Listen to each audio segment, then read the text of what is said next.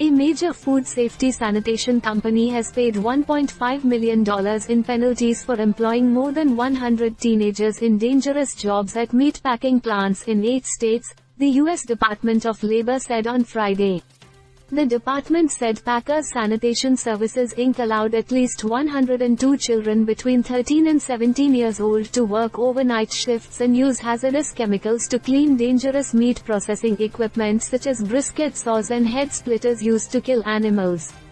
Packers contracts with meatpacking companies to provide cleaning services at slaughterhouses. Federal labor law prohibits children under 18 from working in meatpacking plants and bars minors from working past 9 p.m. in the summer and 7 p.m. during the school year.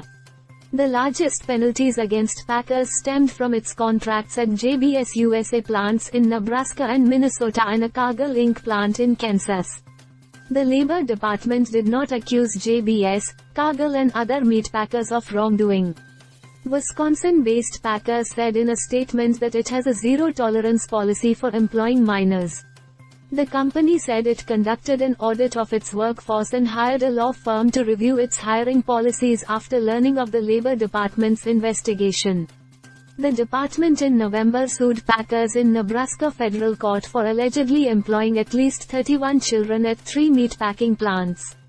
Packers settled the lawsuit in December by agreeing not to hire minors and to have an outside specialist monitor its compliance with labor laws.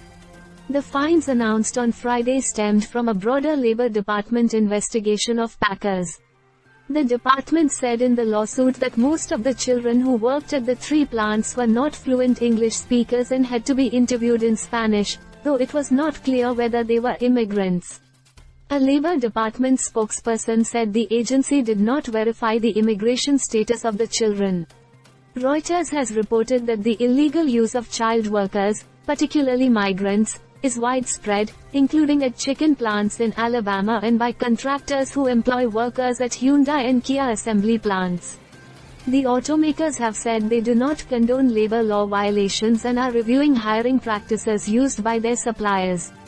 Reporting by Daniel Wiesner in Albany, New York. Editing by Alexia Garamfalvi and Josie Cow. This story has been published from a Wire agency feed without modifications to the text.